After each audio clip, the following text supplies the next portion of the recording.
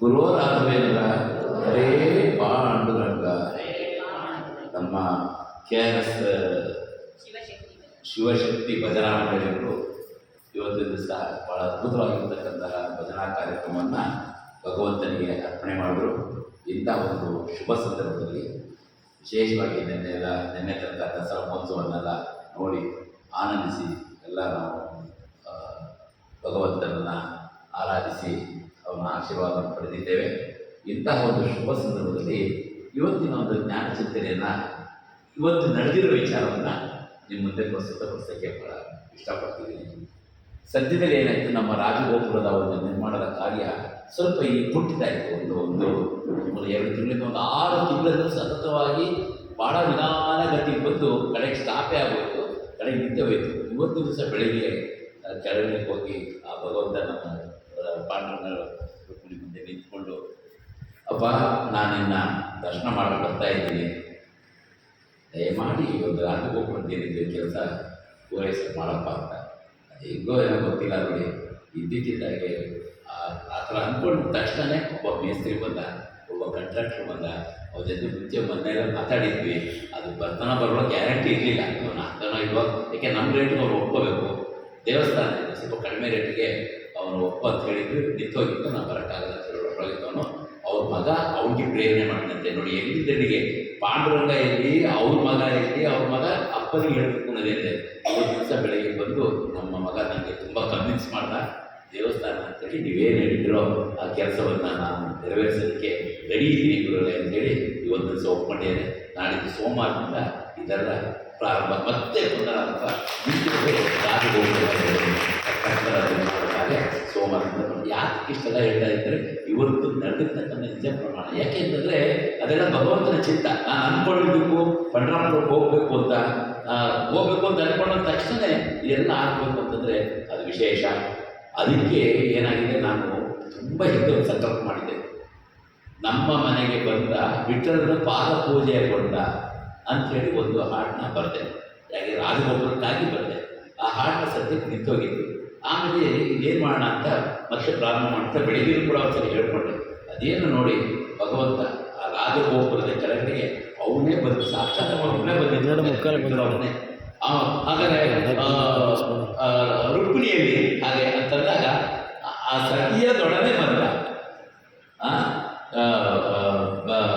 ಭಕ್ತಿಯ ಅಂದರೆ ನಮ್ಮನ್ನೆಲ್ಲ ನಮ್ಮ ಭಕ್ತರಾಗಿ ನೋಡಲಿಕ್ಕಾಗಿ ತನ್ನ ಅಂತರಂಗದಲ್ಲಿ ಸತಿಯದೊಡನೆ ಬಂದ. ಅಂದರೆ ಅವನ ಅಂತರಂಗದಲ್ಲಿ ಸತಿಯನ್ನು ಇಟ್ಕೊಂಡು ಅವನೊಬ್ಬನೇ ಬಂದರು. ಹಾಗಾದರೆ ರುಕ್ಮಿಣಿಯಲ್ಲಪ್ಪ ಅಂದರೆ ಅವನ ಹೃದಯದಲ್ಲೇ ಇದ್ದಾಳೆ ಅನ್ನೋ ರೀತಿಯಲ್ಲಿ ಒಂದು ಬಿಂಬ ಕಲ್ಪನೆ ಮಾಡಿಕೊಂಡು ಭಗವಂತ ನಮಗೆ ನುಡಿಸ್ದ. ಅದರಂತೆ ಅವ್ರು ರಾಜಗೋಪುರದ ಕೆಳಗೆ ಒಂದು ನಿಂತ್ಕೋತಾ ಇದ್ದಾರೆ. ಆ ರಾಜಗೋಪುರ ಎಂಥ ಪವರ್ ಇದೆ ಅಂದರೆ ಅಷ್ಟು ಪವರ್ ಇದೆ. ಅದರಲ್ಲಿ ಕಡೆಯಲ್ಲಿ ನಮ್ಮ ಪಾಂಡುರಂಗನ ಸ್ತೋತ್ರ ಬರುತ್ತೆ. ಕಡೆಯ ಸ್ತೋತ್ರ ಏನಂತಂದರೆ ರಾಜದ್ವಾರ ಸಭಾ ಮಧ್ಯೆ ಸಿಂಹ ವ್ಯಾಘ್ರ ಭಯೇಶು ಚ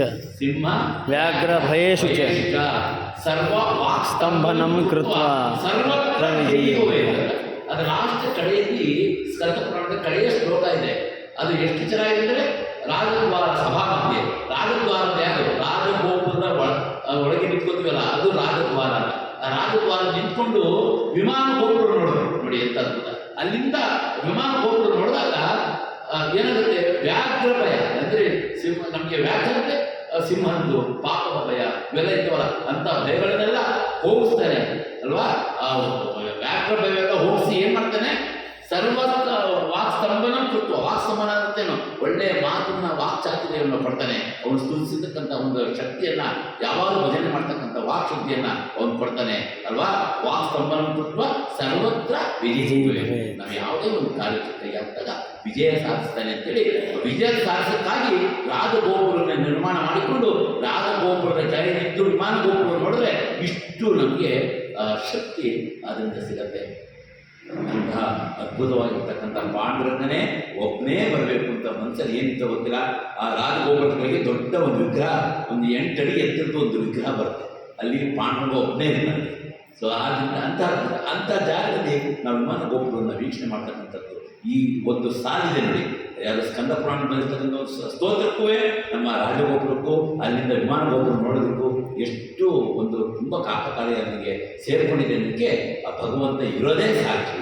ಇವತ್ತು ದಕ್ಷಿಣ ಕಾನೂರಿನಲ್ಲಿ ಬಂದು ನಿಂತು ನಮ್ಮನ್ನೆಲ್ಲ ರಕ್ಷಣೆ ಮಾಡಲಿಕ್ಕಾಗಿ ಬಂದು ನಿಂತಿದ್ದಾನೆ. ಆದ್ದರಿಂದ ರಾಜದ್ವಾರೆ ಸಭಾ ಮಧ್ಯೆ ಸಿಂಹ ವ್ಯಾಘ್ರ ಭಯೇಶ ಸರ್ವ ಸ್ತಂಭನ ಕೃತ್ವ ಸರ್ವತ್ರ ವಿಜಯೀ ಭವೇ. ಇನ್ನು ಮುಂದೆ ಯಾವ್ಯಾವ ಮಾಡಿದ್ರು ರಾಜಗೋಪುರ ನಿರ್ಮಾಣ ಆದ ನಂತರ ಅಲ್ಲಿ ನಿಂತ್ಕೊಂಡು ಅದನ್ನು ನೋಡಬೇಕಂತೆ. ನೋಡಿದಾಗ ಸರ್ವತ್ರ ವಿಜಯ. ನಾವು ಯಾವತ್ತೂ ವಿಜಯವನ್ನು ಕಾಣ್ತೀವಿ. ನಿನ್ನೆ ತಾನೇ ವಿಜಯದಶಮಿಯನ್ನು ಮುಗಿಸಿದ್ದೇವೆ. ಎಲ್ಲ ವಿಜಯ ಸಾಧಿಸಕ್ಕಾಗಿ ಭಗವಂತ ಬಂದು ನಿಂತು ನಮ್ಮನ್ನೆಲ್ಲ ರಕ್ಷಣೆ ಮಾಡ್ತಾರೆ ಎಂಬುದರಿಗೆ ಇವತ್ತಿನ ಒಂದು ಜ್ಞಾನವನ್ನು ಅವನ ಪಾದಗಳಿಗೆ ಸಮರ್ಪಿಸಿ ಹರೇ ಶ್ರೀ